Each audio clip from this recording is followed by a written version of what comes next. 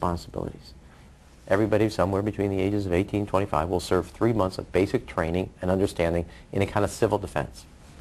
Now, it doesn't always have to be service in uniform. One of the things that if you talk to our generals, they are desperate for is a civilian counterpart to our military forces. So is this compulsory then? Well, you have to, in a sense, it's required of everybody, 18 to 25, 3 months, and at some point at that point you do it. Obviously, I'm not going to say perfect legislation. We'll work that process through. You could do it during a college summer, or you could do it after high school. If you have a demagogue with a fanatical mass movement of personality cultists who is imposing the program of a group of extreme bankers and finance oligarchs, that's fascism. Obama's transition site, change.gov, proclaimed that middle school and high school students will be forced to serve the federal government. Fascism is gutter up, streets up, hooligans, thugs, fervently idealistic students, swarming adolescents, just the kind of thing you see around Obama. The way you get a population to enslave itself when the police and the army are no longer enough to do that. So I think that's if you're a left liberal, it's time to open your eyes to that. All young Americans between the ages of 18 and 24 will be conscripted into a paramilitary domestic security force. If Obama has his way, adults and seniors will also be forced into other forms of service for the betterment of the homeland. Number 3, disarming the American people. Obama operatives in the Congress have introduced more than 10 bills that would end the Second Amendment as we know it.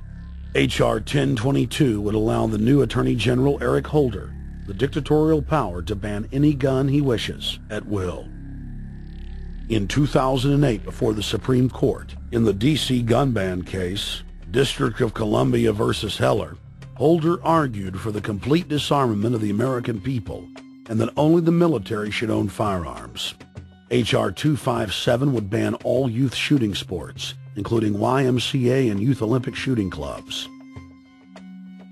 H.R. 45 would force all gun owners to undergo federal psychological screening, registration, and testing to keep their firearms.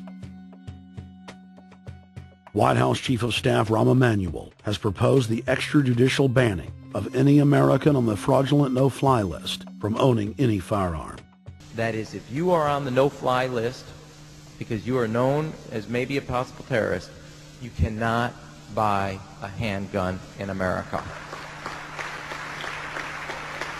Over 25,000 Americans are added each month to the no-fly list, which numbers over 1 million people who have not been charged or convicted of any crime.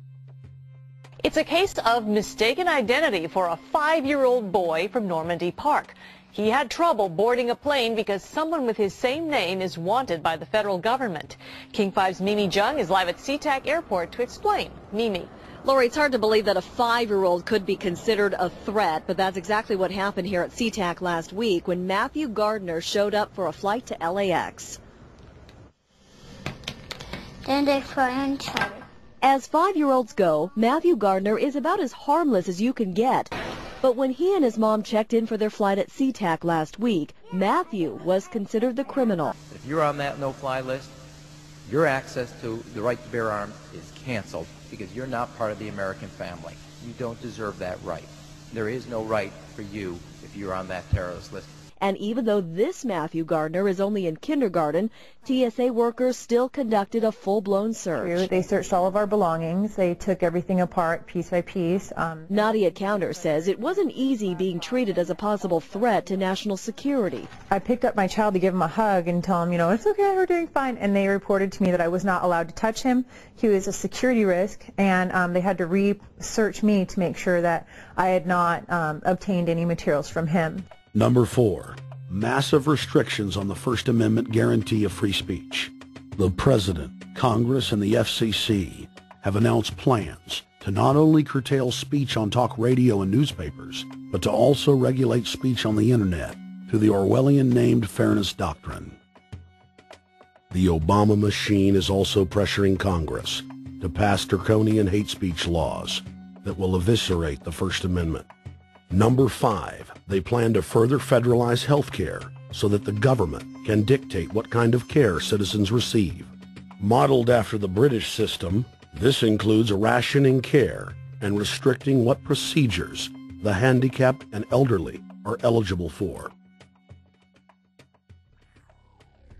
Number 6, Obama is already pushing to expand the Department of Defense budget and to station more U.S. troops overseas to encircle Russia, China, Iran, as well as setting up bases in Africa under the pretext of humanitarian aid, and dominate and occupy Africa through AFRICOM. So we're taking your phone call, seeing what you think of Barack H. Obama. Is he a Judas goat? Is he a front man? Is he a betrayer? Let's go to Anthony in Georgia. Anthony, what's your take on Barack Obama? They put the face of Barack Obama as part of their public relations because it's like in the old folk tales about vampires. A vampire cannot force his way into somebody's house. It's against some kind of metaphysical law. So the vampire has to persuade the resident of the household to open the door and invite him in. So they're going to look at the peephole at Barack Obama, which looks like them and appears to be on their side. They're going to say, okay, here's my ally. Let me open the door and let me let this person in. And then Barack Obama is just, of course, a front man for the American empire, where he's going to have the entire U.S. Navy, the entire U.S. Army, and the entire U.S. Marines under AFRICOM command. And, of course, he's going to turn it into a new Iraq, and he's going to turn it into a new Afghanistan. Every operation that you see going on in Iraq and Afghanistan is going to propagate to the poor countries of Africa. And well, sir, I agree with you. They're looking to the people. They see a handsome, smiling African face. You know, he's all, hey, I'm from Kenya.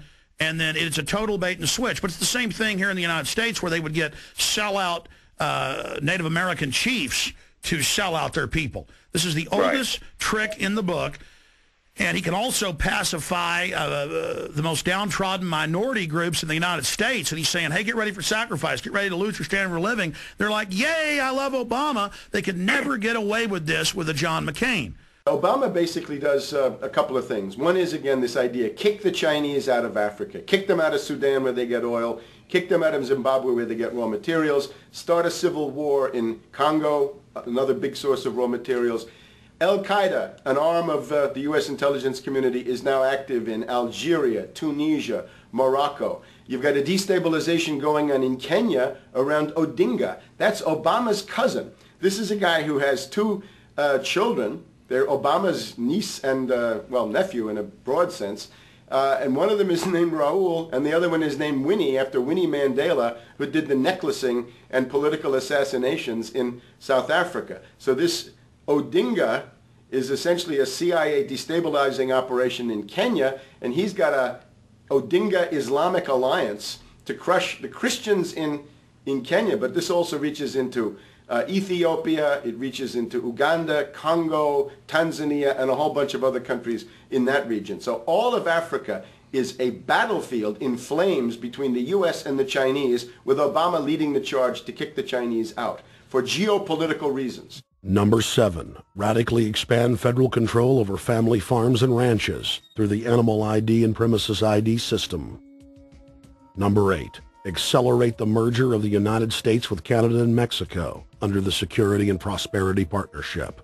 He is also accelerating the transfer of remaining federal authority to unelected quasi-governmental bodies like the World Trade Organization. Number 9, Obama must convincingly play the part of the president and convince the people of the United States that the buck actually stops with him. This is critical to the globalist master plan because in 4 to 8 years, Obama must take the blame, as Bush did, for the New World Order's horrific agenda. At that point, the elite will put a new puppet in the ceremonial seat of power and build him up as the savior, only to tear them down again.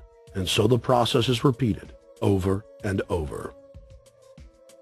For their program to work, it is essential that the people not learn that the presidency is now nothing more than theater, because if they did, the people would stop looking at the pawns and start looking for the king. Through this system of deceit, the elite's criminal agenda can continue forever because the people waste all of their political energy debating the media spectacle instead of investigating the globalist agenda. Number 10, it's Obama's job to sell the public on globalist policies that aren't in the people's best interest. But the overlords have many salesmen. His most important function is to protect the criminal oligarchs from prosecution while they loot the economy worldwide, start new wars, and engage in torture. They're called Generation O.